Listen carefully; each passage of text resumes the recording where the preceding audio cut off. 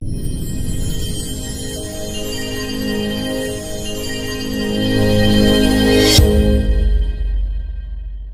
आप सभी का आपके अपने YouTube पर हार्दिक स्वागत है। आज के इस सेशन में हम कक्षा 12 भूगोल का मॉडल पेपर नंबर 3 देखेंगे। हमने मॉडल पेपर 1 और मॉडल पेपर 2 है वो पिछली क्लास में देखे थे, जो आप इसी चैनल पर प्ले लिस्ट में जाकर वो देख सकते हो। चलिए आज का सेशन शुरू करते हैं। इसमें आपके जो पहला खंड है वो MCQ प्रश्नों से संबंधित होगा और इसमें प्रत्येक प्रश्न है वो आधे नंबर का होगा। इसमें आपके 4 विकल्प दिए होंगे, उनमें से आपको एक पर सही टिक करना है। इसमें सबसे पहला है, किस भूगोलवेत्ता ने मानव भूगोल की परिभाषा में संबंधों की गत्यात्मकता पर जोर दिया। जो आपके एलन सी सैंपल है उसने मानव भूगोल की परिभाषा में जो संबंधों की गत्यात्मकता यानी कि संबंध गत्यात्मक है उन पर बल दिया। इसमें आपके ऑप्शन ए है वो सही होगा। उसके बाद आपके दूसरा प्रश्न है, मानव भूगोल मानव समाज और धरातल के बीच संबंधों का संश्लेषित अध्ययन है। मानव भूगोल की ये परिभाषा किसने दी? ये मानव भूगोल की परिभाषा आपके फ्रेडरिक रेटजेल ने दी। इसमें आपके ऑप्शन से है वो सही। इसमें आपको वर्ड पकड़ना है, संश्लेषित अध्ययन। मानव भूगोल मानव समाज और धरातल के बीच संबंधों का संश्लेषित अध्ययन है, ये परिभाषा है वो फ्रेडरिक रेटजेल ने दी, इसलिए इसमें आपके ऑप्शन से है वो सही होगा। आगे तीसरा प्रश्न है, प्रवास का प्रतिकर्ष कारक कौन सा है? प्रतिकर्ष कारक यानी कि कोई नकारात्मक कारक जिसके कारण है वो प्रवास होता है। इसमें आपके नकारात्मक कारक है वो है बेरोजगारी। इसमें आपके ऑप्शन दे है वो सही होगा। प्रवास के आपके दो कारक होता है, एक होता है अपकर्ष कारक और एक प्रतिकर्ष कारक। अपकर्ष कारक यानी कि जो सकारात्मक कारक है, जैसे कि बेहतर अवसर है, रोजगार के स्थायित्व है, अनुकूल जलवायु है, ये प्रवास के अपकर्ष कारक है। और जो बेरोजगारी है, अशांति है, युद्ध है, दंगे है, ये प्रवास के प्रतिकर्ष कारक है। इसलिए आपको इन दोनों को विशेष रूप से ध्यान में रखना है। इसे आपके परीक्षा में प्रश्न है वो जरूर पूछा जाएगा, प्रवास के अपकर्ष और प्रतिकर्ष कारकों से संबंधित। उसके बाद चौथा प्रश्न है, निम्नलिखित में से किस महाद्वीप में वो जनसंख्या सर्वाधिक है? आपके जो एशिया महाद्वीप है उसमें जनसंख्या है वो सर्वाधिक है। विश्व के जो सर्वाधिक जनसंख्या वाले देश है उनमें से 6 देश है वो एशिया में ही स्थित है, इसलिए इसमें आपके ऑप्शन बी है वो सही होगा। उसके बाद पांचवा प्रश्न है, निम्नलिखित में से किस उपगम का संबंध है वो प्रोफेसर अमर्त्य सेन से? प्रोफेसर अमर्त्य सेन से संबंधित जो उपगम है वो है समता उपगम। इसमें आपके ऑप्शन ए है वो सही है। उसके बाद छठा प्रश्न है, निम्नलिखित में से किस प्रकार की सब्जी में खट्टे रसदार फलों की कृषि की जाती है? जो आपके भूमध्य सागरीय कृषि उसमें खट्टे रसदार फलों की कृषि की जाती है। इसमें मुख्य रूप से वो अंगूर की कृषि कहा जाता है, इसलिए भूमध्य सागरीय कृषि उसको अंगूर प्रधान कृषि भी कहा जाता है। इसमें आपके ऑप्शन बी है वो सही है। उसके बाद सातवां प्रश्न है, फल संस्करण एवं मिष्टान है। फल संस्करण और मिष्टान है वो आपके भोजन प्रसंस्करण उद्योग से संबंधित है। इसमें आपके ऑप्शन बी है वो सही है। उसके बाद आठवां प्रश्न है, चतुर्थ क्रियाकलाप है यानी कि जो चौथा क्रियाकलाप है चतुर्थ सेक्टर का कौन सा क्रियाकलाप? इसमें आपके सूचना का संग्रहण भी है, उत्पादन और प्रकीर्णन है और अनुसंधान है, विकास है। इस प्रकार आपके ये तीनों ही, इसमें आपके ऑप्शन दे है वो सही है। जो चतुर्थ क्रियाकलाप उसमें मुख्य रूप से जो टेक्नोलॉजी संबंधित नई नई खोज है, अनुसंधान है, विकास है, वैज्ञानिक खोज है, कोई सूचना संग्रहण है, कंप्यूटर है, ये आपके चतुर्थ क्रियाकलाप से संबंधित है। उसके बाद आपके 9वां प्रश्न है, विश्व का सर्वाधिक विस्तृत रेल तंत्र है। विश्व का सर्वाधिक विस्तृत रेल तंत्र है वो उत्तरी अमेरिका महाद्वीप में। इसमें आपके ऑप्शन ए है वो सही होगा। उसके बाद 10वां प्रश्न है, वे एकत्रण के अंदर जहां विभिन्न देशों से निर्यात के लिए वस्तु लाई जाती है कहलाता है। वे एकत्रण के अंदर जहां विभिन्न देशों से निर्यात के लिए वस्तु लाई जाती है वो आपके आंतरभूपतन कहा जाता है। आंतरभूपतन पर है वो अलग अलग देशों से निर्यात के लिए वस्तुएं लाई जाती है। उसके बाद 11वां प्रश्न है, जिन देशों में कृषक केवल सब्जियां पैदा करते हैं वे कृषि क्या कहलाती है? जिन देशों में कृषक केवल सब्जियां पैदा करते हैं वे आपके ट्रक कृषि कहलाती है। इसमें आपको विशेष रूप से ध्यान में रखना है, यह आपके अति महत्वपूर्ण प्रश्न है, ये परीक्षा में पूछा जा सकता है। इस मॉडल पेपर में जितने भी प्रश्न है उनमें से आपके 50% प्रश्न है परीक्षा में आपको हूबहू मिलेंगे। उसके बाद आपके 12वां प्रश्न है, निम्नलिखित में से सर्वाधिक जनघनत्व वाला राज्य? सर्वाधिक जनघनत्व वाला आपके राज्य है वो है बिहार। इसमें आपके ऑप्शन ए है वो सही। और सबसे न्यूनतम जनघनत्व वाला राज्य है वो आपके है अरुणाचल प्रदेश, जिसका जनघनत्व है 17 व्यक्ति प्रति वर्ग किलोमीटर। और आपके राजस्थान के जैसलमेर जिले का भी 17 व्यक्ति प्रति वर्ग किलोमीटर है। और सर्वाधिक जो भारत में जनघनत्व है वो है बिहार का। इसमें आपके ऑप्शन ए है वो सही है। उसके बाद 13वां प्रश्न है, नगला क्या है? नगला आपके पल्ली बस्तियों का स्थानीय नाम है। इसमें आपके ऑप्शन सही है। ये आपको नगला का विशेष रूप से ध्यान में रखना है कि नगला जो पल्ली बस्तियां, पल्ली नामक ग्रामीण बस्तियां होती है उनका स्थानीय नाम है। उसके बाद आपके 14वां प्रश्न है, भारतीय रेल की स्थापना कब हुई? भारतीय रेल की स्थापना वो 1853 में हुई थी। उसके बाद 15वां प्रश्न है, निर्यात की तुलना में आयात का मूल्य अधिक होना क्या कहलाता है? निर्यात की तुलना में जब आयात का मूल्य अधिक होता है तो उसे व्यापार घाटा कहा जाता है। इसमें आपके ऑप्शन ए है वो सही, यानी कि हम किसी दूसरे देश को वस्तु 50 रुपए की भेज रहे हैं और उसे 100 रुपए की वस्तु मंगा रहे हैं तो हमारे देश का जो व्यापार है उसमें घाटा होगा, या जिस प्रकार कोई एक वस्तु है, दोनों समान है, भारत कोई वस्तु भेज रहा है और अमेरिका से कोई वस्तु खरीद रहा है, भारत की वस्तु की मूल्य है वो 50 रुपए है, जबकि अमेरिका की वस्तु का मूल्य है वो 100 रुपए है, तो इसे व्यापार का घाटा कहा जाता है। यानी कि वस्तुएं दोनों सेम में समान मात्रा है, लेकिन जो मूल्यों में परिवर्तन है, आयात का मूल्य अधिक है तो व्यापार घाटा होगा और निर्यात का तो व्यापार घाटा संतुलन होगा, और आयात अगर यदि निर्यात का अधिक है तो आपके व्यापार में लाभ होगा। उसके बाद आपके 16 प्रश्न है, कौन सा प्रदूषण स्थान विशिष्ट होता है? जो आपके ध्वनि प्रदूषण है वो स्थान विशिष्ट होता है, यानी कि जहाँ ध्वनि के स्रोत है वहीं तक सीमित होता है, ये पूरे क्षेत्र में नहीं होता। बाकी आपके जल प्रदूषण है वो जल के सभी स्रोतों में होता है, वायु है प्रत्येक जगह होता है, और महासागर है वो महासागर में होता है, जबकि ध्वनि प्रदूषण है वो स्थान विशिष्ट होता है और जहाँ पर ध्वनि उत्पन्न होती है वहीं होता है। उसके बाद आपके 17 प्रश्न है, सिलिकॉन घाटी स्थित है। सिलिकॉन घाटी है वो कहाँ स्थित है? सिलिकॉन घाटी आपके सैन फ्रांसिस्को के समीप स्थित है। इसमें आपके ऑप्शन सी है वो सही है। उसके बाद आपके 18 प्रश्न है, किस राज्य में सर्वाधिक नगरीय जनसंख्या प्रतिशत पाया जाए? सर्वाधिक जो शहरों में रहने वाली जनसंख्या है वो आपके है गोवा में। इसमें आपके ऑप्शन डी है वो सही है। इस प्रकार आपके 1 से 18 तक है वो एमसीक्यू प्रश्न पूछे जाएंगे और प्रत्येक प्रश्न है वो आधे नंबर का होगा, और ये आपके 9 नंबर का है वो एबीसीडी के प्रश्न रहने वाले हैं जो आपके पाठ्य पुस्तक से पूछे जाएंगे, और ये अधिकतर है वो समझ आधारित या तथ्य आधारित होते हैं। उसके बाद आपका दूसरा प्रश्न है वो रिक्त स्थान से संबंधित है, और इसमें भी आपके 10 रिक्त स्थान पूछे जाएंगे और प्रत्येक रिक्त स्थान है वो आधे नंबर का होगा। इसमें पहला है, जर्मन भूगोलवेत्ता राज्य या देश का वर्णन है वो किसके रूप में करते हैं? तो जर्मन भूगोलवेत्ता वो राज्य या देश का वर्णन है वो जीवित जीव के रूप में करते हैं। इसमें आपके सही उत्तर होगा जीवित जीव। उसके बाद दूसरा है, इमर्सन के अनुसार सौरग नहीं वरन किसी भी देश के निवासी उसके वास्तविक खाली जगह होता है। इमर्सन के अनुसार सौरग नहीं किसी देश के निवासी है उसके वास्तविक धन होता है। ये आपको विशेष रूप से ध्यान में रखना है कि किसने कहा सौरग नहीं वरन किसी देश के निवासी उसके वास्तविक धन होता है, ये आपके इमर्सन ने कहा है, आपको इसको विशेष रूप से ध्यान में रखना है। उसके बाद तीसरा विकास का अर्थ खाली जगह परिवर्तन है जो मूल्य सापेक्ष होता है। विकास का अर्थ है वो गुणात्मक परिवर्तन है और ये मूल्य सापेक्ष होता है, जबकि वृद्धि है उसका वृद्धि है वो मात्रात्मक परिवर्तन होती है और उसका मूल्य है वो निरपेक्ष होता है। इसलिए आपको विकास और वृद्धि के अंतर में विशेष रूप से ध्यान में रखना है। ये आपकी परीक्षा में पूछा जा सकता है कि वृद्धि और विकास में कोई एक या दो अंतर बताइए। उसके बाद चौथी खाली जगह, मानव विकास की अवधारणा का प्रतिपादन खाली जगह के द्वारा किए गए। मानव अवधारणा का प्रतिपादन है वो डॉक्टर महबूब उल हक ने किया। इसमें आपके सही उत्तर होगा डॉक्टर महबूब उल हक। उसके बाद पांचवा, उत्पादन के लिए मशीनों का प्रयोग करना क्या कहलाता है? उत्पादन के लिए मशीनों का प्रयोग करना है वो यंत्रीकरण कहलाता है। इसमें आपके सही उत्तर होगा यंत्रीकरण। उसके बाद आपके छठा प्रश्न है, व्यापार का आरंभिक स्वरूप खाली जगह व्यवस्था था। व्यापार का आरंभिक स्वरूप है वो वस्तु विनिमय, यानी कि वस्तु विनिमय या विनिमय व्यवस्था था, ये आदान प्रदान व्यवस्था से संबंधित था।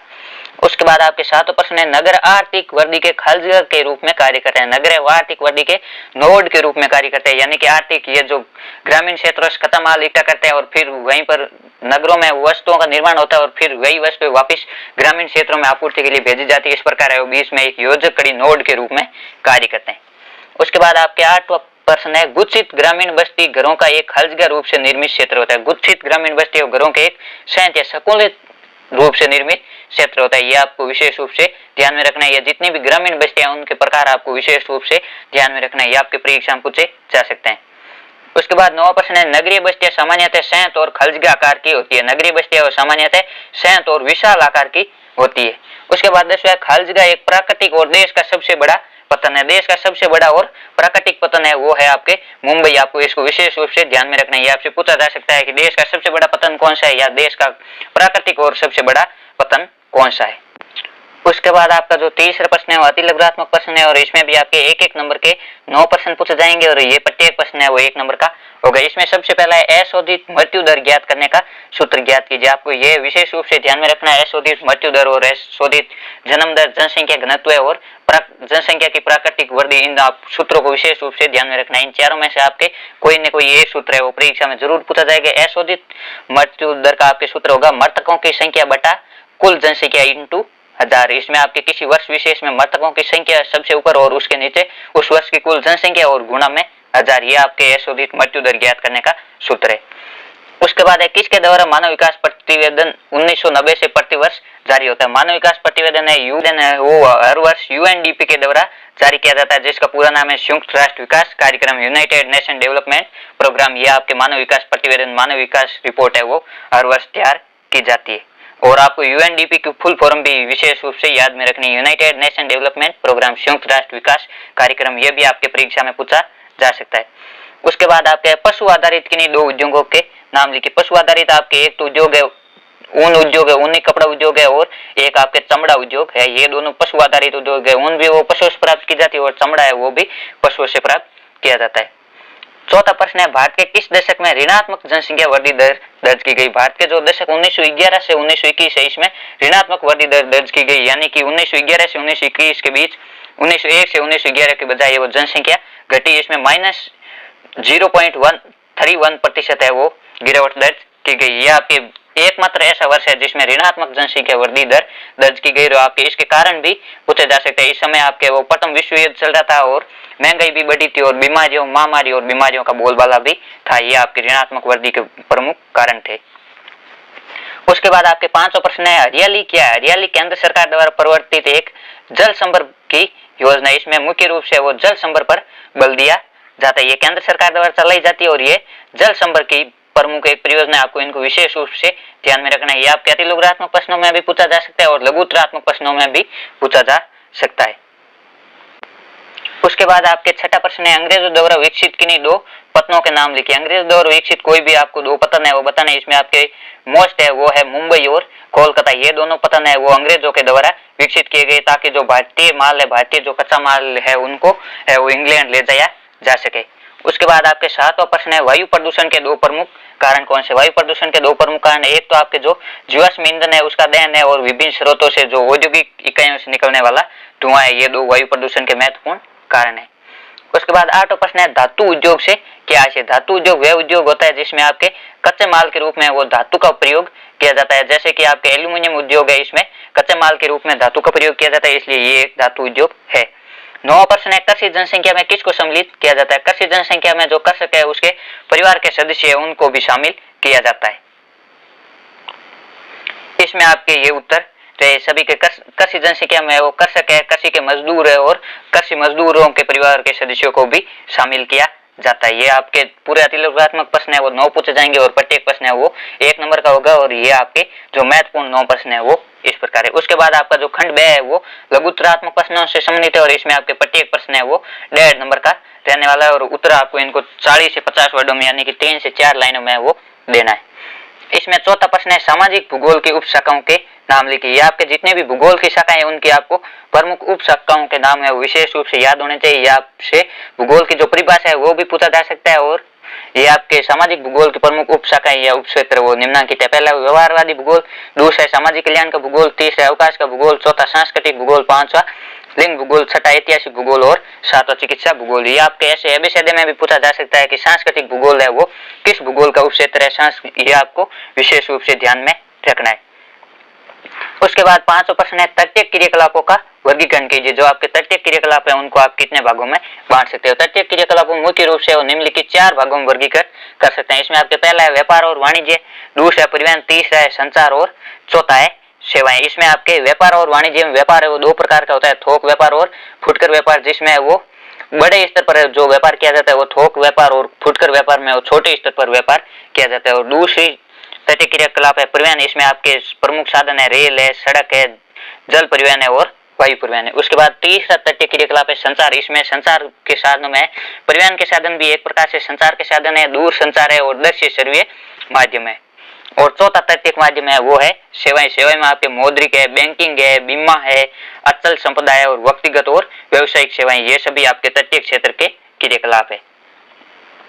उसके बाद आपके छठा प्रश्न है, साइबर स्पेस इंटरनेट का विश्लेषणात्मक अध्ययन कीजिए। ये आपके अति महत्वपूर्ण प्रश्न है। ये आपके परीक्षा में विशेष रूप से पूछा जाएगा। इसका आपके है cyber space internet. Cyber space विद्युत द्वारा कंप्यूटरीकृत स्पेस का संसार है। यह वर्ल्ड वाइड वेबसाइट जैसे इंटरनेट द्वारा आवृत है। अतः यह भेजने और प्राप्त करने वाले के शारीरिक संचालन के बिना कंप्यूटर पर सूचनाओं के प्रेषण और प्राप्ति की विद्युतीय अंकीय दुनिया है। इसे इंटरनेट के नाम से भी जाना जाता है। साइबर स्पेस है वो प्रत्येक जगह विद्यमान है। ये किसी भी कार्यालय में, जल में चलती नौका में और उड़ते जहाजों में कहीं भी हो सकता है। जो आपके साइबर स्पेस इंटरनेट है वो विद्युत द्वारा कंप्यूटरीकृत स्पेस का संसार है। ये www जैसे इंटरनेट द्वारा ढका हुआ है। ये भेजने और प्राप्त करने वाले किसी भी शारीरिक संचालन के बिना भी सूचना को एक स्थान से दूसरे स्थान तक भेज सकता है। उसके बाद आपके सातों प्रश्न है, डंप करने से क्या है, ये भी अति महत्वपूर्ण प्रश्न है, ये भी परीक्षा में आपसे पूछा जा सकता है। विकासशील देशों को मुक्त व्यापार में डंपिंग से सतर्क रहने की आवश्यकता क्यों है? लागत की दृष्टि से नहीं वरन भिन्न भिन्न कारणों से अलग अलग कीमत की किसी वस्तु को दो देशों में विक्रय करने या बेचने की प्रथा है, वो डंप करना कहलाती है। इसमें आपके जो डंप करने का मुख्य उद्देश्य है वो लागत की दृष्टि नहीं, अलग अलग कारणों से वो कोई कीमत की वस्तु है उसको दो अलग अलग देशों में बेचा जाता है। जैसे कि चाइना कोई वस्तु है हमारे देश में बेचना चाहता है तो वह अपनी वस्तु की कीमत है वो पूरी सस्ती करेगा, फिर भारत में बेचेगा, ताकि जो भारतीय बाजार है वो लोग भारतीय बाजार से भारतीय वस्तु नहीं खरीदे और चाइना का माल खरीदे और धीरे धीरे वो चाइना के इकोनॉमिक्स रूप से वह गुलाम बनते जाए और जो चाइना की वस्तु है उन पर निर्भर हो जाए। ये एक प्रकार से डंपिंग करने का उद्देश्य मुख्य रूप से किसी भी देश के जो घरेलू उद्योग है उनको नष्ट करना है। इसमें आपके पूछा गया है, विकासशील देशों को डंप की गई वस्तुओं से सतर्क रहने की आवश्यकता है क्योंकि मुक्त व्यापार के साथ इस प्रकार के सस्ते मूल्य की डंप की गई वस्तु है वो घरेलू उत्पादकों को नुकसान पहुंचा सकती है। किसी देश के जो स्वदेशी उद्योग है उनको है वो बंद करा सकती है। जिस प्रकार आपके जो पानीपत का ताला उद्योग है वो चीनी तालों के आने से पूरा बंद हो गए और इसमें जो हजारों श्रमिक काम करते थे वो आज बेरोजगार हो गए। इस कारण ये जो डंपिंग की गई वस्तु है उनसे सतर्क रहने की भी आवश्यकता है और हमें एक सचेत नागरिक होने के नाते हमारा कर्तव्य भी यही बनता है कि हम चाइनीज माल न खरीद कर जो भारतीय वस्तु है उन्हीं को खरीदे। और जो आपके आजकल चाइनीज माल आता है उसके ऊपर पीआरसी लिखा होता है, पहले आपके लिखा होता था मेड इन चाइना और अब पीआरसी लिखा होता है, जिसका आपके मतलब होता है पीपल्स रिपब्लिक ऑफ चाइना। ये चाइना की चाल है जिसे लगता है कि भारतीय लोगों को पीआरसी के मार्क के माध्यम से पता नहीं चलेगा कि ये चाइना का माल है और भारतीय लोग है वो मेड इन चाइना लोगों के प्रति सतर्क हो गए हैं। इसलिए चाइना की ये एक दूसरी रणनीति, हमें इनसे भी सतर्क रहकर जो हमारे देश में ही बनी हुई वस्तु है जिनके ऊपर मेड इन इंडिया का टैग लगा, हमें वही वस्तुएं खरीदनी एक सच्चे नागरिक होने के नाते। उसके बाद आपके 8वां प्रश्न है, नाभिकीय ऊर्जा क्या है? भारत के प्रमुख नाभिकीय ऊर्जा केंद्रों के नाम लिखिए। नाभिकीय ऊर्जा यूरेनियम, थोरियम आदि परमाणु खनिजों के अणुओं का नियंत्रित दशाओं में विखंडन कराकर प्राप्त ऊर्जा व नाभिकीय ऊर्जा है। जो आपके परमाणु खनिज है उसके अणुओं को है वो विखंडित करके जो ऊर्जा बनाई जाती है उसे नाभिकीय ऊर्जा कहा जाता है। इसमें जो प्रमुख परमाणु खनिज है वो है यूरेनियम और थोरियम। देश में प्रमुख नाभिकीय ऊर्जा केंद्र है तारापुर महाराष्ट्र में, राउतबाड़ा राजस्थान में, नरोरा है वो उत्तर प्रदेश में, केगा कर्नाटक में, काकरापाड़ा गुजरात में और कल्पकम तमिलनाडु में। आपको इन क्षेत्रों को विशेष रूप से ध्यान में रखना है और ये आपके मैप में दर्शाने के लिए भी पूछा जा सकता है और ये जो नाभिकीय ऊर्जा वाला प्रश्न है वो अति महत्वपूर्ण है, ये आपके परीक्षा में भी पूछा जा सकता है। उसके बाद आपके 9वां प्रश्न है, पर्वतीय क्षेत्र विकास कार्यक्रम हेतु बनी राष्ट्रीय समिति द्वारा क्या सुझाव दिए गए? जो पर्वतीय क्षेत्र विकास कार्यक्रम हेतु जो राष्ट्रीय समिति बनी थी उसने ये सुझाव दिया कि प्रभावशाली व्यक्तियों के साथ अन्य लोग भी लाभान्वित हो और स्थानीय संसाधनों और प्रतिभाओं का विकास होना चाहिए। जीविका निर्वाह अर्थव्यवस्था है वो निवेश उन्मुखी अर्थव्यवस्था बनाना होगा।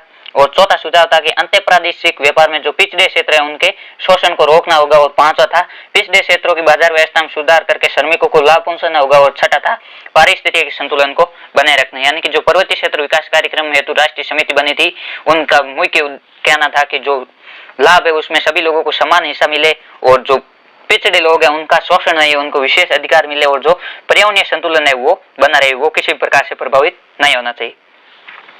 उसके बाद आपके 10वां प्रश्न है, भारत में स्थित तेल एवं गैस लाइन पाइपलाइन के विषय में लिखिए। तेल एवं गैस पाइपलाइन है गैस एवं तरल पदार्थों की लंबी दूरी तक परिवहन हेतु अत्यधिक सुविधाजनक और सक्षम परिवहन प्रणाली है। इनके द्वारा ठोस पदार्थों को भी घोल या गारा में बदलकर परिवर्तित किया जा सकता है। वर्तमान में देश में स्थित महत्वपूर्ण पाइपलाइन है निम्नलिखित है। ये तेल और गैस पाइपलाइन है। पाइपलाइन गैस और तरल पदार्थों की लंबी दूरी परिवहन हेतु सुविधाजनक और सक्षम परिवहन प्रणाली है। इसके द्वारा है वो ठोस पदार्थों को भी घोल बनाकर है वो परिवहन किया जा सकता है। इससे आपके यह भी पूछा जा सकता है कि तेल और गैस पाइपलाइन की जो पाइपलाइन की प्रणाली उसके लाभ क्या और उसकी हानियां क्या। इसके मुख्य रूप से लाभ यह है कि इसमें किसी भी वस्तु किसी भी स्थान तक सुविधा से परिवहन किया जा सकता है और ये आपके सक्षम है। इसकी हानियां है ये इसमें की आरंभिक लागत है वो बहुत अधिक है और इसमें सुरक्षात्मक उपायों हेतु भी अधिक खर्च होता है। इसमें एक केवल है वो द्रव्य और गैसीय पदार्थों को ही परिवहन किया जा सकता है, ठोस पदार्थों को नहीं किया जा सकता है। इस प्रकार आपके जो पाइपलाइन है उसकी आपको हानियां और लाभ के बारे में भी विशेष रूप से ध्यान में रखना है, ये भी आपकी परीक्षा में पूछा जा सकता है। इसके बाद है देश में स्थित महत्वपूर्ण पाइपलाइन है वो निम्नलिखित है। असम के नहरकटिया तेल क्षेत्र से बरौनी के तेल शोधन कारखाने तक लगभग 1157 किलोमीटर लंबी 1966 में इसे वो कानपुर तक विस्तारित कर दिया। जो आपके असम का नहरकटिया तेल क्षेत्र है उसे बरौनी का तेल शोधन कारखाना, बरौनी है वो आपके बिहार में तेल शोधन का कारखाना है, वहां तक है वो एक पाइपलाइन बिछाई गई। ये लगभग 1157 किलोमीटर लंबी है और 1966 में इसे कानपुर तक भी विस्तारित कर दिया। और दूसरी महत्वपूर्ण पाइपलाइन है हजीरा विजयपुर जगदीशपुर पाइपलाइन, ये HVJ, ये आपके राजस्थान से भी गुजरती है। इसका एक हिस्सा है और राजस्थान के अंताबारा में भी आता है, आपको इसको भी विशेष रूप से ध्यान में रखना है। उसके बाद 11 प्रश्न है, यदि आपको नगरीय विकास मंत्री बनाया जाए तो नगरों के पर्यावरण संबंधी समस्याओं को दूर कैसे करेंगे। इसमें आपके ये जो प्रश्न है वो समझ आधारित होगा, यानी कि आपको सुझाव देना है कि नगरीय विकास मंत्री आपको बना दिया जाए तो आप उसका विकास किस प्रकार करोगे, या नगरीय विकास है तो आप क्या सुझाव देना चाहोगे। इसका उत्तर होगा, नगरों में पर्यावरण समस्याओं को दूर करने हेतु उपाय निम्न प्रकार है। पहला है, नगरीय क्षेत्रों में उत्पन्न ठोस अपशिष्ट के निपटान के उचित व्यवस्था होनी चाहिए। इसका दूसरा है, औद्योगिक कचरे को नदियों और झीलों में विसर्जित करने से रोकना चाहिए। और तीसरा है, गहन वृक्षारोपण अभियान चलाकर अधिक से अधिक पेड़ लगाने पर बल दिया जाए। चौथा है, निम्नलिखित भूमि को विविध उपायों द्वारा परियोज्य भूमि में परिवर्तित करना। और पांचवा, पर्यावरण समस्या के प्रति लोगों में जागरूकता पैदा करना। ये आप अपनी समझ आधारित कोई भी 4 से 5 सुझाव लिख सकते हो। उसके बाद आपका जो खंड 6 है वो दीर्घ उत्तरीय प्रश्न से संबंधित है और इसमें आपके प्रत्येक प्रश्न है वो 3 नंबर का होगा। इसमें 12 प्रश्न है। कुटीर एवं लघु उद्योगों में अंतर स्पष्ट कीजिए। ये आपके कुटीर और लघु उद्योग है, उनमें अंतर है। कुटीर उद्योग में एक हस्तकार अपने परिवार के सहयोग से अपनी दक्षता के आधार पर घर में ही वस्तुओं का निर्माण करता है। लघु उद्योग में एक हस्तकार है वो छोटी छोटी मशीनों की सहायता से उत्पादन करता है। जो कुटीर उद्योग है उसमें है वो घर पर ही है, वो घर पर बनी वस्तुओं के माध्यम से ही उपयोग करता है और अपनी कला के माध्यम से सिर्फ परिवार के सहयोग से। और जो लघु उद्योग है उसमें जो हस्तकार है वो छोटी छोटी मशीनों को भी सहायता लेता है। इसमें आपके दूसरा उत्तर है, जो कुटीर उद्योग है वो केवल स्थानीय मांग को पूरा करता है और जो लघु उद्योग है इसमें निर्मित उत्पाद है वो बाजार में व्यापारियों को भी बेचा जाता है। यानी कि जो कुटीर उद्योग है केवल परिवार या अपने आस पड़ोस की मांग पूरी करता है, जबकि लघु उद्योग है उसके उत्पाद है वो बाजार में बेचे जाते हैं। कुटीर उद्योग में स्थानीय कच्चा माल का उपयोग करके छोटे स्तर पर उत्पादन किया जाता है और लघु उद्योग में बाहर से कच्चा माल मंगवा कर बड़े पैमाने पर उत्पादन किया जाता है। कुटीर उद्योग है ग्रामीण क्षेत्रों में रस्सी बुनना, सूत काटना, चटाई बनाना, ये कुटीर उद्योग है। और विकासशील देशों में वो खिलौने, बर्तन बनाना, चमड़े का सामान बनाना, ये आदि लघु उद्योग के उदाहरण है। आपको इनको विशेष रूप से ध्यान में रखना है। ये तीनों प्रकार के कुटीर, लघु और वृहत उद्योग, इन तीनों उद्योगों को आपको विशेष रूप से ध्यान में रखना है। ये आपकी परीक्षा में पूछे जा सकते हैं। इसके तो हम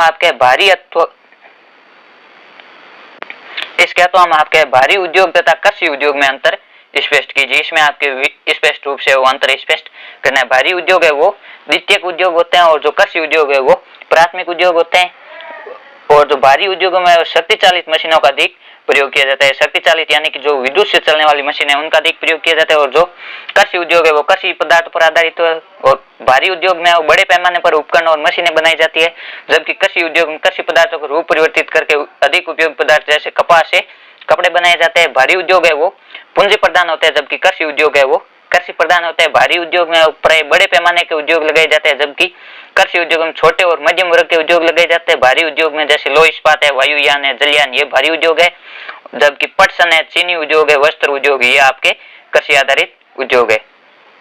इसमें आपके जो 13 प्रश्न है वो है कि खनिज किसे कहते हैं और रासायनिक और भौतिक गुणधर्मों के आधार पर खनिजों का वर्गीकरण करना है। इसमें आपके पहले खनिज की परिभाषा लिखनी है, ये आपके 1 नंबर का होगा। और रासायनिक और भौतिक गुणधर्म के आधार पर खनिजों का वर्गीकरण है, ये आपके 2 नंबर का होगा। इस प्रकार आपके ये पाठ में प्रश्न दिया हुआ है।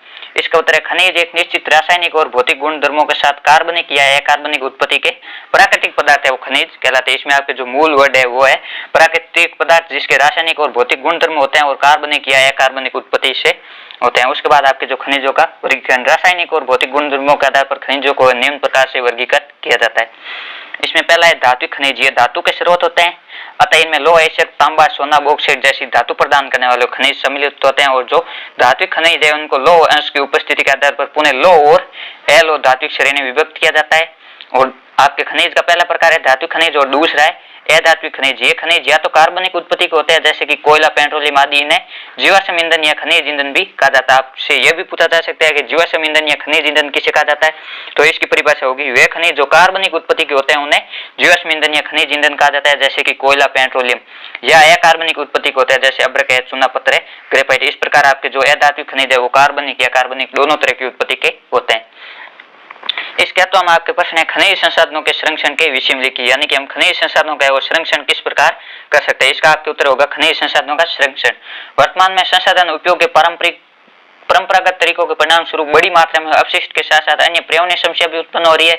अतः सतत पोषणीय विकास के द्वारा मानव की भावी पीढ़ियों के लिए वो संसाधनों का संरक्षण अनिवार्य। हम संसाधनों के संरक्षण है वो सतत पोषणीय विकास को अपना कर सकते हैं। अतः खनिजों के संरक्षण के लिए निम्नलिखित उपाय वो अपनाए जा सकते हैं।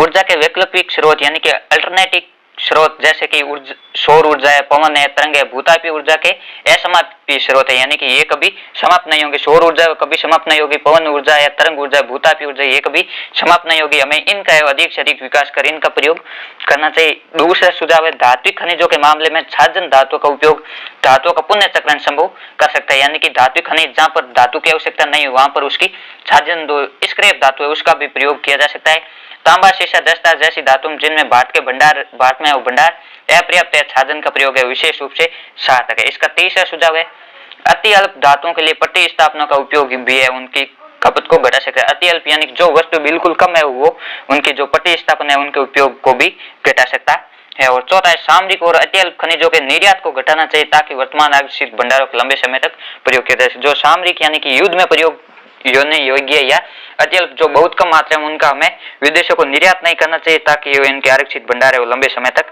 चल सके। उसके बाद आपके 14 प्रश्न है सूखा संभावित क्षेत्र विकास के प्रमुख कार्यक्रम कौन कौन से लिखिए। सूखा इस कार्यक्रम की शुरुआत है वो चौथी पंचवर्षीय योजना में हुई। आपके जो सूखा संभावित विकास कार्यक्रम है इसकी शुरुआत है चौथी पंचवर्षीय योजना में हुई। इसका उद्देश्य सूखा संभावित क्षेत्रों में लोगों को रोजगार उपलब्ध करवाना और सूखे के प्रभाव कम करने के लिए उत्पादन के साधनों को विकसित करना। इसका जो मुख्य उद्देश्य है जो सूखा संभावित क्षेत्र है उसमें लोगों को रोजगार उपलब्ध करवाना और जो उत्पादन के साधन है उनको विकसित करना। प्रारंभ में इस कार्यक्रम में अधिक श्रमिकों की आवश्यकता वाले सिविल निर्माण कार्यों पर बल दिए गए, परंतु 5 वर्षीय योजना में इसके कार्य क्षेत्र को और विस्तृत किया गया। इसमें सिंचाई परियोजनाओं, भूमि विकास कार्यक्रम, वनीकरण, चारागाह विकास, आधारभूत ग्रामीण अवसंरचना जैसे विद्युत है, सड़क है, बाजार है, ऋण सुविधा और सेवाओं को सम्मिलित किए गए। इस प्रकार आपके जो सूखा संभावित क्षेत्र है उनके विकास के हेतु ये कार्यक्रम चलाए गए। इसकी शुरुआत चौथी पंचवर्षीय योजना में हुई और इसका जो कार्य क्षेत्र को विस्तृत है वो 5 पंचवर्षीय योजना में की गई। इसके हेतु हम आपके नियोजन के उपागमों के विषय में लिखे। इसमें आपसे यह भी पूछा जा सकता है कि नियोजन क्या है और नियोजन के कौन कौन से उपागम है। इसमें आपको सबसे पहले लिखना है आर्थिक और सामाजिक क्रियाओं के क्रम और अनुक्रम को विकसित करने की प्रक्रिया को नियोजन कहते हैं। यह आपके नियोजन की परिभाषा है। सामान्यतः नियोजन के 2 उपागम होते हैं जैसे खंडीय नियोजन और प्रादेशिक नियोजन। एक नियोजन के 2 उपागम या 2 भाग है। इसमें पहला है खंडीय नियोजन। अर्थव्यवस्था के विभिन्न सेक्टरों जैसे कृषि, सिंचाई, विनिर्माण उद्योग, ऊर्जा, परिवहन, संचार, सामाजिक अवसंरचना विकास के लिए कार्यक्रम बनाना और उनको लागू करना ही खंडीय नियोजन कहलाता है। खंडीय यानी कि अर्थव्यवस्था इकोनॉमिक्स जो सेक्टर है उनमें अलग अलग सेक्टरों में अलग अलग विकास के कार्यक्रम लागू करना आपके खंडीय नियोजन कहलाता है। और प्रादेशिक है, भारत में सभी क्षेत्रों में एक समान आर्थिक विकास नहीं है, कुछ क्षेत्र बहुत अधिक विकसित है तो कुछ पिछड़े हुए। इन पिछड़े हुए क्षेत्रों में अलग से है वो विकास के कार्यक्रम लागू करना आपके प्रादेशिक नियोजन कहलाता है। इसमें आपके विशेष रूप से अंतर ये खंडीय नियोजन में वो अर्थव्यवस्था के सेक्टर से अलग अलग किया जाता है, जैसे कि कोई एक कार्यक्रम है वो कृषि क्षेत्र को बढ़ावा देने के लिए चलाया जा रहा है। और प्रादेशिक नियोजन है इसमें जो पिछड़ा क्षेत्र है, जो क्षेत्र विशेष है उसमें सभी पक्ष अर्थव्यवस्था के जो सभी पक्ष है उनको मजबूत करने पर बल दिया जाता है। इस प्रकार ये आपके जो नियोजन के 2 उपागम है। इसके बाद आपका जो खंड 2 है वो निम्नात्मक प्रश्न से संबंधित होगा और इसमें आपके 15 प्रश्न है प्राथमिक और द्वितीयक गतिविधियों में क्या अंतर है। इसका आपके उत्तर होगा प्राथमिक क्रियाकलाप है वो प्राकृतिक पर्यावरण से प्राप्त संसाधनों के विकास से संबंधित है। ये जो संसाधन है उसका सीधा उपयोग करता है। द्वितीयक क्रियाकलाप से तात्पर्य मनुष्य द्वारा कच्चे माल को संसाधित करके उसे नवीन वस्तु में परिवर्तित करना। जो प्राथमिक गतिविधि है उसमें जो संसाधन है उसको उसी रूप में प्रयुक्त किया जाता है, जबकि द्वितीयक गतिविधियों में उद्योगों में उन कच्चे माल को प्रयोग करके उसकी नई वस्तु बनाकर उसका प्रयोग किया जाता है। मानव प्राथमिक क्रियाकलापों के द्वारा प्रत्येक वस्तु के रूप में वस्तु प्राप्त करता है। द्वितीय क्रियाकलापों में उद्योगों को शामिल किया जाता है जो कि विभिन्न वस्तु का निर्माण करता है। प्राथमिक क्रियाकलाप में मानव सीधी प्रकृति से वस्तु प्राप्त करता है और द्वितीय क्रियाकलाप में वो उद्योगों में वस्तुओं का निर्माण कराता है। प्राथमिक क्रियाकलापों में धरातल से प्राप्त पदार्थ है कच्चे माल के रूप में भोजन सामग्री बनाने, वस्त्र बनाने और अन्य उपयोग सामान बनाने के लिए प्रयोग किया जाता है। द्वितीय क्रियाकलापों के द्वारा उत्पादों की उपयोगिता में वृद्धि होने के साथ साथ उनके मूल्य में भी है वो वृद्धि हो जाती है। चौथा है आकेट, संग्रहण, पशुचारण, खनन, मछली पकड़ना, लकड़ी काटना, कृषि ये आदि आपके प्राथमिक क्रियाकलाप है। विनिर्माण उद्योग है, डेयरी उद्योग है, कुटीर उद्योग ये सभी क्रियाएं हैं वो द्वितीय क्रियाकलाप है। ये इन दोनों के उदाहरण है। 5वां प्राथमिक गतिविधियों के अंतर्गत कच्चे माल की प्राप्ति है मानव शक्ति के द्वारा होती है, सीधे उस रूप में उपयोग में होता है, जबकि द्वितीय गतिविधियों में वो कच्चे माल को परिष्कृत और संशोधित करने के लिए वो शक्ति का उपयोग किया जाता है, यानी कि जो आपके एनर्जी है जैसे कि विद्युत है, पेट्रोलियम है, इनका प्रयोग किया जाता है। उसके बाद छठा अंतर है प्राथमिक गतिविधि एक मानव और उसके परिवार और सहयोगी व्यक्तियों द्वारा संपन्न की जाती है। इसमें प्राथमिक गतिविधियों में पूंजी की आवश्यकता नहीं होती। द्वितीयक गतिविधियों उत्पादन के लिए अत्यधिक पूंजी की आवश्यकता होती है और बड़े बड़े कारखाने और मनुष्य के रूप में श्रमिकों की आवश्यकता होती है। सातवां प्राथमिक गतिविधियों द्वारा उत्पादित की गई वस्तुओं का उपयोग अल्प समय के लिए किया जा सकता है। इनका उपयोग उसी क्षेत्र विशेष में किया जाता है। जो प्राथमिक क्षेत्र में वस्तु उत्पादित होती है उनका उपयोग कम समय के लिए किया जा सकता है और उसी क्षेत्र विशेष में किया जा सकता है, जबकि जो द्वितीयक गतिविधि उत्पादित वस्तुओं का उपयोग अधिक समय तक किया जा सकता है और दूसरे स्थानों पर भी किया जा सकता है। यह आपके जो प्राथमिक और द्वितीयक गतिविधियां उनमें महत्वपूर्ण रूप से अंतर है। इसमें आपके अर्थों में अधिकतर देशों में उच्च प्रौद्योगिकी उद्योग प्रमुख महानगरों के परिधि क्षेत्रों में क्यों विकसित हो रहे हैं। जो अधिकतर देश है वो उनमें हाई टेक्नोलॉजी के उद्योग है वो महानगर यानी बड़े शहर है उनके आसपास के एरिया में क्यों विकसित हो रहे हैं, इसके क्या कारण है। इसका आपके उत्तर होगा विश्व के अधिकतर देशों में उच्च प्रौद्योगिकी उद्योग प्रमुख महानगरों की परिधि क्षेत्र में विकसित होने के प्रमुख कारण निम्नलिखित है। स्वच्छंद उद्योग की प्रवृत्ति उद्देश्य आधारित औद्योगिक क्षेत्र अथवा प्रौद्योगिक पार्कों के रूप में कस्बों और नगरों की सीमाओं पर स्थापित होने की होती है। इस प्रकार का औद्योगिक स्वरूप लंदन और टोक्यो में देखा जा सकता है। ये स्थान नगर के आंतरिक भागों की तुलना में अनेक प्रकार के लाभ प्रदान करते हैं।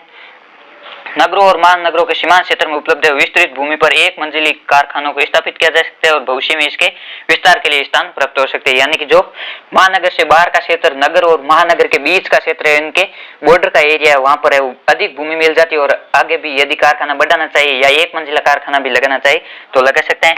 इसका तीसरा कारण है नगरों की बाह्य सीमाओं पर है भूमि का मूल्य कम होता है। यहाँ आपके जो भूमि का दर है वो भी कम होती है। बाह्य परिधि क्षेत्रों में यातायात मार्गों को पर्याप्त विकास मिलता है और महानगर के आंतरिक भागों से ये परिधि क्षेत्र है उत्तम सड़क मार्ग द्वारा जुड़े होते हैं। जो बाह्य परिधि क्षेत्र है वहाँ यातायात मार्गों का विकास होता है, ये उत्तम सड़क मार्ग द्वारा जुड़े होते हैं।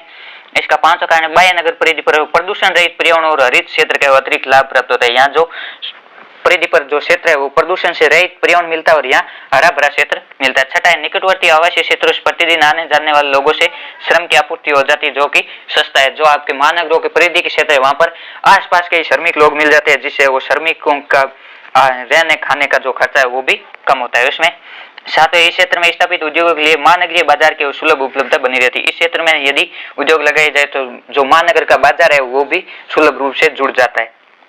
आठ, कभी कभी सरकार द्वारा महानगर के सघन क्षेत्रों में उद्योगों की स्थापना पर प्रतिबंध लगा दिया जाता है। जब महानगर के परिधि क्षेत्र है उद्योगों की स्थापना के लिए महत्वपूर्ण आकर्षक स्थल बन जाते हैं। जब है वो कभी कभी सरकार के द्वारा जो मेगा सिटी है उनमें उसके अंदर है उद्योगों की स्थापना पर प्रतिबंध लगा दिया जाता है, तब उद्योग है वो महानगर के बॉर्डर पर लगाया जाता है। इस प्रकार ये आपके जो बड़े उद्योग है वो महानगर के परिधि क्षेत्र पर लगाने के ये 8 कारण हैं। उसके बाद आपके 16वां प्रश्न है वर्षा जल संग्रहण का अर्थ बताते हुए इससे होने वाले लाभ और संग्रहण की विभिन्न विधियों का वर्णन कीजिए। ये आपके अति महत्वपूर्ण प्रश्न है, ये आपकी परीक्षा में पूछा जा सकता है। इसमें आपके उत्तर है वर्षा जल संग्रहण। ये कम मूल्य और परिस्थिति के अनुकूल विधि है, यानी कि इसके जो खर्चा है वो भी बिल्कुल कम होता है, ये पर्यावरण के अनुकूल है। इसके द्वारा पानी की प्रत्येक बूंद संरक्षित करने के लिए वर्षा के जल को नल कूपों गड्ढों और कुओं में एकत्रित किया जाता है। वर्षा जल संग्रहण अनावश्यक बहते वर्षा के जल को रोककर इसे एकत्रित करने की विधि है जिससे इसका उपयोग है विभिन्न उद्देश्यों की पूर्ति हेतु किया जा सके। इसका बाद है आपके वर्षा जल संग्रहण के लाभ, यानी कि हम वर्षा का जल है वो स्टोर कर लेंगे तो हमें क्या क्या लाभ होंगे। इसमें पहला वर्षा के जल को संग्रहित करके वो पानी की उपलब्धता को बढ़ाया जा सकता है, लगातार नीचे गिरते भूमिगत जल के स्तर को रोका जा सकता है और इससे फ्लोराइड और नाइट्रेट जैसे जो संदूषक है उनको कम करके मिश्रण है वो भूमिगत जल की गुणवत्ता को बढ़ाया जा सकता है। जो भूमिगत जल में उसमें फ्लोराइड और नाइट्रेट की मात्रा है उसमें जो है वो ताजा वर्षा का जल डाल के इनकी मात्रा कम की जा सकती है और मृदा अपरदन और बाढ़ को रोका जा सकता है। यदि हम वर्षा के जल को संग्रहित कर लेंगे तो मृदा का अपरदन भी कम होगा और बाढ़ आने की संभावना भी कम होगी। 5 भूमिगत जल भर्तों का पुनः भरण में इसका उपयोग करके तटीय क्षेत्रों में है वो लवणीय जल के प्रवेश को रोका जा सकता है। 6 नालियों को रोकने वाले सतही जल के प्रवाह को कम किया जा सकता है। 8 सड़कों पर व्यर्थ बहते जल को रोका जा सकता है। 8 ग्रीष्म ऋतु और सूखे के समय वो जल की घरेलू आवश्यकताओं की इससे पूर्ति की जा सकती है। 9 वर्षा जल का संग्रहण घरेलू उपयोग के लिए भूमिगत जल पर है वो समुदाय की निर्भरता को कम करता है। वर्षा जल का संग्रहण है वो घरेलू उपयोग के लिए किया जा सकता है। इस प्रकार जो भूमिगत जल है उन पर किसी भी समुदाय की निर्भरता कम हो जाती है। आपके वर्षा जल संग्रहण का वो बहुत ज्यादा लाभ है। उसके बाद है वर्षा जल संग्रहण की प्रचलित विधियां। उपरोक्त के अतिरिक्त अन्य विभिन्न उद्देश्य पूर्ति देश में विभिन्न स्थानों पर विभिन्न समुदायों द्वारा प्राचीन काल से अनेक विधियों से वर्षा जल संग्रहण किया जा रहा है। उदाहरण स्वरूप ग्रामीण क्षेत्रों में परंपरागत रूप से वर्षा जल का संग्रहण है सत्य संचयन जलाशय जैसे झीले तालाब आदि में किया जाता है। राजस्थान में मूलतः घर अथवा गांव के पास या घर में वर्षा के जल को एकत्रित करने के लिए निर्मित वर्षा जल संग्रह ढांचे वो कुंड या टांके कहलाते हैं, जो कि एक भूमिगत ढकी हुई टंकी होती है। ये आपको विशेष रूप से ध्यान में रखना है। जो कुंड या टांके है वो आपके राजस्थान पाए जाते हैं। ये ढकी हुई भूमिगत टंकी होती है। इस प्रकार स्पष्ट है कि वर्षा के जल को संग्रहित करके भूमि जल के स्तर में वृद्धि की जा सकती है, जिससे निरंतर बढ़ती जनसंख्या और औद्योगिक, कृषि और घरेलू निशानों से प्रदूषित होने से सीमित होते जल संसाधनों की उपलब्धता को बढ़ाया जा सकता है।